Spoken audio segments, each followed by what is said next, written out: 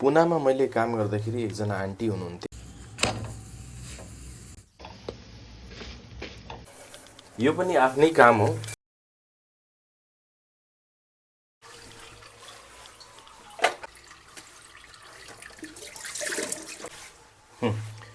आज मित्रहरूले सोचिराख्नु भएको छ होला कि सेफले के गर्दै हो है। अब सर्वप्रथम नमस्कार यहाँहरू सम्पूर्णलाई। म तपाईहरुको आफ्नै मनमुटुको साथी। यो मेरो रुमको सानो किचन, एकदमै बेसिक किचन छ, त्यस्तो केही पनि छैन। अनि अलिकति घर पुरानो भएको कारणले गर्दाखेरि लुकिङ त्यति गुड छैन। मलाई बचपनमा पराठा, आलु पराठा, पनिर पराठा विशेष गरी मलाई एकदमै मन पर्थ्यो। मलाई अझै पनि राम्रोसँग याद छ। मेरो बुवाले, मेरो मम्मीले पराठा बनाउनुहुन्थ्यो अनि मेरो बुवाले चाहिँ आफ्नो काखमा मलाई राखिकन मलाई मनपर्ने खानेकुराहरू उहाँले खुवाउनुहुन्थ्यो। अनि पराठा भनेपछि म हुरुक्कै हुने मान्छे। मलाई अझै पनि राम्रोसँग याद छ। मेरो मम्मीले यो भिडियो हेर्दै हुनुहुन्छ भने उहाँलाई ती कुराहरू याद आउँदै होला। म अलिकति कता कता इमोसनल पनि भइरहेको छु। सो म केवल पराठा मात्रै खाने, सानैदेखि केवल मिठो मिठो खानेकुराहरूमा पल्केको मान्छे।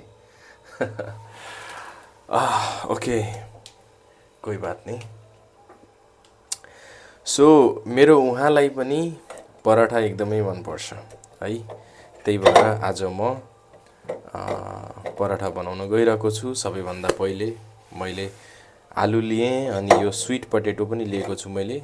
अनि यो पोटेटोहरू मैले अलरेडी वाश गरिसकेँ। स्वीट पोटेटो चाहिँ लिनुको कारण मलाई अलिकति स्वीटनेस पनि मनपर्छ। सो आउनुहोस् गफगाफ गर्दै खाना बनाउने कार्यक्रम पनि गरौँ है। सो यसमा अलिकति मैले पानी दिएको छु र थोरै यसमा हामी नमक लगाउने छौँ। धेरै केही हैन, एकदम कम मात्रामा नमक हाल्ने छु र यसलाई हामी बसाउने छौँ स्टोभमा। जबसम्म यो आलु बोइल हुन्छ तबसम्म हामी लगाउने छौँ एउटा भाँडामा आटा, जो पराठाको लागि एकदमै महत्त्वपूर्ण इन्ग्रेडियन्ट्स हो। अनि धेरै पटक आलु पराठा बनाउँदाखेरि स्टफिङ गरेर पराठा बेल्ने क्रममा पराठा चाहिँ फाटिरहेको हुन्छ। किन फाट्छ अनि त्यसलाई कसरी बनाउँदा चाहिँ त्यो एकदम पर्फेक्ट बन्छ भन्ने कुरा पनि म तपाईहरुलाई आज बताउने छु। यही आफ्नो बचपनको याद र मेरो उहाँलाई मनपर्ने परिकार बनाउँदै है त। यसमा फेरि पनि म थोरै नमक लगाउने छु। यो मैले कपमा ड्रिङ्किङ वाटर लिएको छु। हामीले खाना बनाउँदाखेरि जहिले पनि समयलाई एकदमै ध्यान दिनुपर्ने हुन्छ। कसरी हुन्छ? हामीले समयलाई जति सक्यो थोरै मात्रामा कन्ज्युम गर्नु सक्यो भने अझै राम्रो हो। अब यहाँनिर मैले कसरी समय बचाइरहेको छु भन्दाखेरि यो बोइलिङ पार्ट, बोइल हुने कुरा आफ्नो गतिमा बोइल हुँदैछ। अनि यता चाहिँ म आटा लगाउँदैछु। तर कहिलेकाहीँ के हुन्छ भन्दाखेरि पहिला हामी आटाहरू सबै लगाएर रेडी गर्छौँ, पछि चाहिँ बोइल गर्छौँ। गर्दाखेरि त्यसमा चाहिँ टाइम बेसी लाग्ने हुन्छ। जबसम्म मेरो आलु पाक्दै छ तबसम्म मैले आटा लगाएर पनि अरू थप मलाई चाहिने इन्ग्रेडियन्ट्सहरू मैले रेडी गर्न सक्छु।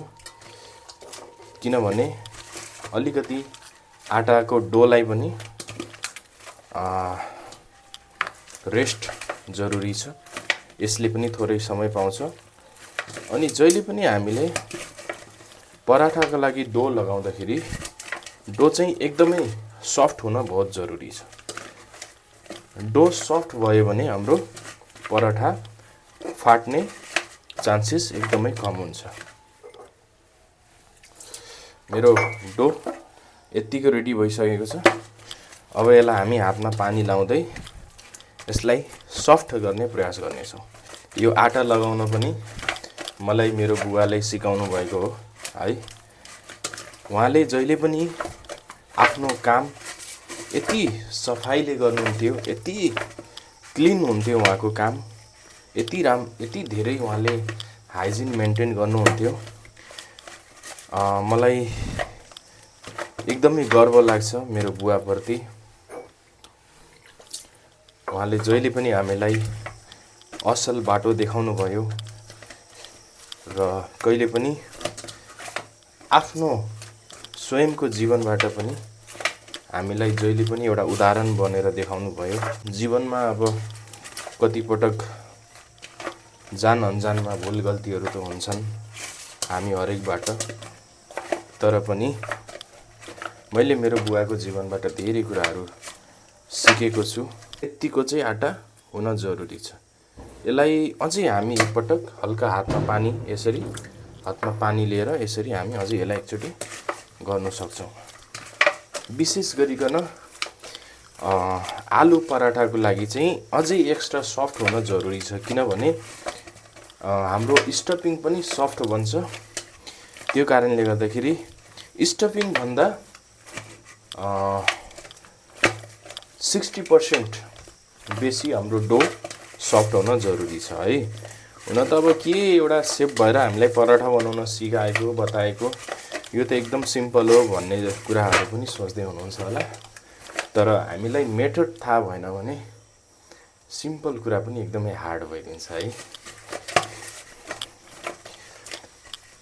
घरमा छु, त्यही कारणले गर्दाखेरि म एकदमै क्याजुअली काम गरिरहेको छु।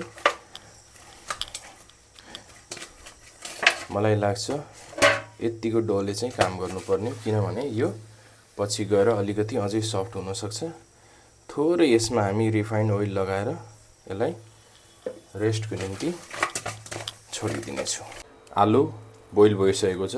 Green chilli and coriander rough cutting गरेर यहाँनिर हालेको छु।